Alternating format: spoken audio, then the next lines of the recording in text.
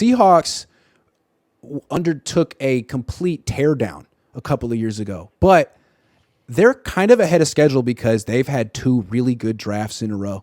So I'm going to tell people who they lost this year and who they added, and I want to ask you if they've closed the gap with the 49ers, because we know they weren't as good as the Niners last year. Right. They lost Rashad Penny, Cody Barton, Marquise Goodwin, Jonathan Abram, and Ryan Neal. Not any big losses.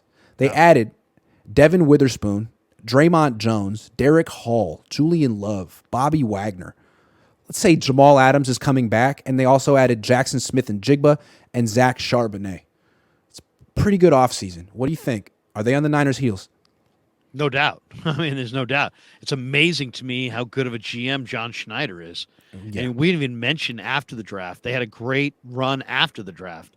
Matt Landers, the receiver they signed from Arkansas, 6'5", and he runs 4.3. Wow. They added some young DBs, Ty Okada, Lance Boykin, Christian Young, Arquan Bush. All those guys are pretty good players. Yeah, I mean, they've built up their stuff really. It's interesting. They build their defense from the back forward, and they put a lot of money in the secondary. And the Niners kind of go up front and then kind of just make do in the secondary. But, yeah, Witherspoon, I thought, was one of the best players in the entire draft. He's super physical.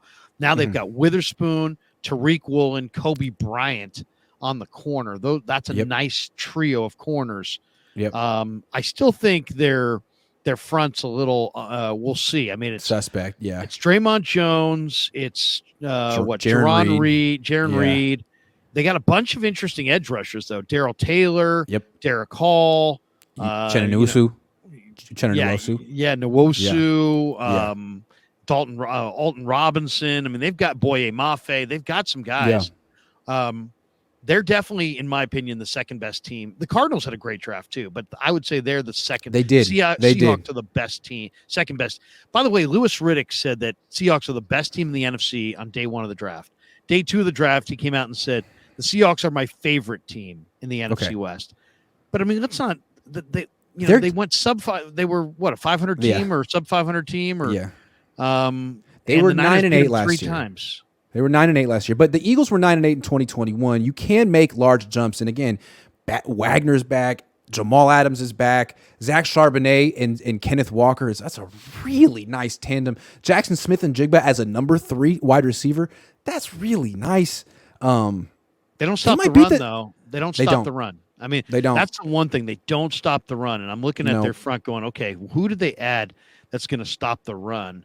They got Robert Cooper from Florida State, Cam Young from Mississippi State, kind of big body pluggers, but nothing spectacular. They don't stop the run. That's a major problem for them. And offensive line has been injured. I mean, Damian Lewis went down last year. They did add Anthony Bradford from LSU, who's a big hulking guard. Yep. And they added Oluwatimi. Oluwatimi. He was the old Outlet winner. You know, he's pretty the Niners didn't find any offensive linemen they liked, but the Seahawks did find a couple guys that they like. Yeah. And they got a starting right tackle in round 3 last year. Who knew you could do that? They also got the starting. I like they got a very young starting tackles. They had Cross and Lucas. They have a good young offensive line. Intriguing.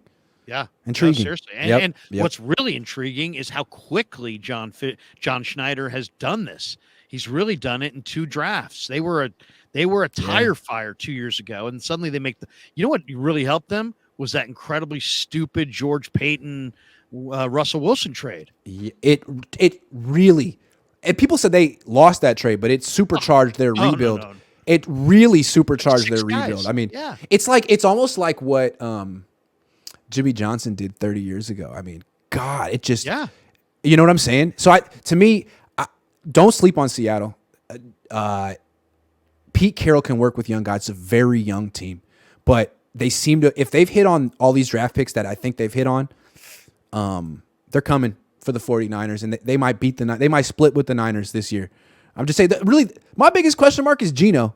Like, are you for real, or was that like a one-off year, and are you going to come back down to earth? Because if he's for real and if he's going to keep completing 70% of his throws and hitting deep throws, damn, dude, this team is stacked. He might this is a playoff team for sure. It might be a double-digit win team.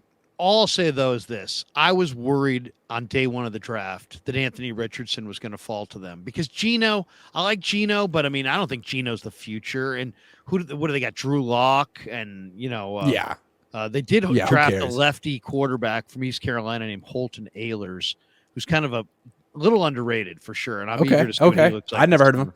All right. Never heard of him. But good to know. So I don't think the Seahawks are better. Kind of a fat lefty. He's kind of fat, but not bad. Okay, interesting. So he's like the hefty lefty. He's like Jared Lorenzen. Like a hefty lefty. I don't think the Seahawks are better than the Niners because in terms of the matchup, like Geno kind of plays into the Niners' hand. I feel like Geno was a little deer in the headlights against the Niners last year. He played well against other teams, but he just checked down so much against the Niners, didn't move very much. Finally, in the playoffs, he started uncorking it loose a little bit, and it worked. He needs to be a whole lot more aggressive against the Niners to beat them. And I don't know if that's his game. Like, I haven't watched that much of Geno. He seems a little conservative. I don't know. People said he's just like amazing deep thrower, but he didn't really do it against the Niners. Great defense, though. I don't know if I believe in their front seven right now. I mean, this is their front seven. Draymond Jones, nice, big body, free agent, came over from Denver. Monet was the big run stuffer, but he's just totally immovable. He got knocked out of the game against the Niners. Jaron Reed is a run stuffer, no pass rush at all. And then they just all these edge guys, Darryl Taylor, and these guys nobody's really stepped up and was like who's setting the edge. Yeah, I mean, Nwosu's a terrific player, but Wagner's old. Jordan Brooks coming off an injury. I like their remade secondary, but their front seven's just kind of Yeah, it's true. As opposed to the Niners front seven, which is freaking very strong, really serious. Their secondary can be kind of question mark. Austin Rodriguez says Eagles lost Hargrave, but instead reunited that Georgia D-line with Nolan Smith and Carter, who was a steal at that talent-wise with Cox and Reddick as mentors. I think it's interesting how the Eagles just only draft Georgia players, or their thing is Georgia's the best college team, let's reunite it. I mean, does that work in the NFL? That's interesting to me. Well, I mean, it's all about finding the best talent, and the best talent in college football at a huge, it's a huge, difference between the best talents. Almost all the 5 stars wind up at LSU, Georgia, Alabama, Georgia, Ohio State, maybe Florida, maybe an A&M. Yeah. There's like 5 or 6 schools. They're all there. And now it's to such a degree, Grant, that a guy like Beal didn't even had zero impact at Georgia. He's just like another guy, but he's still getting drafted, and there's still NFL teams dreaming that dream. So you know what? I mean, it's like some of the biggest sleepers you find in these drafts in the last few years are guys who were just ordinary at these powerhouse schools.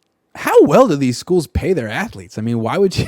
It's amazing. Why would you go to a school where you're not going to play, where everyone's a 5-star athlete, and then not even transfer? Like, they're really paying you that well? You know what's the biggest disparity there is in football is the difference between an NFL coach's reaction at the presser when he loses a key guy as opposed to Kirby Smart when he loses a key guy. If Kyle loses a key guy, it's like death in the family. It's like, oh, I don't know. Kirby loses a key guy, and it's like, yeah, he's down. We got another guy. And that guy goes down, we got another guy. And that guy goes down, we got another guy.